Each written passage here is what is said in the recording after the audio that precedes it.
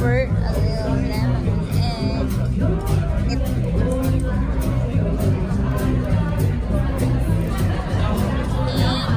Dip it that way. Super popular.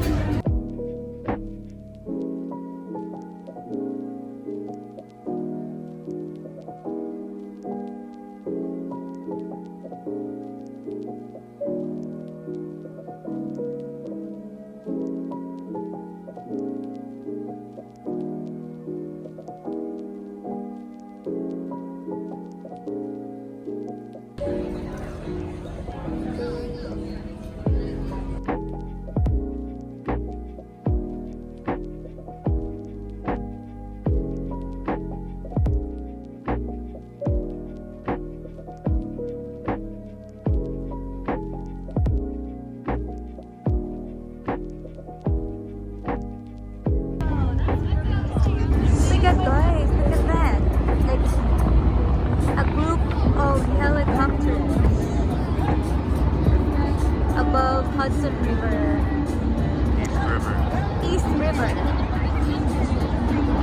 Oh my lord. Isn't it so nice? Happy July 4th. People here are just done with their appetizer and everybody's taking pictures before we will have our main course. We are just having wine and red wine and any drinks before our main course. And also my dates for tonight.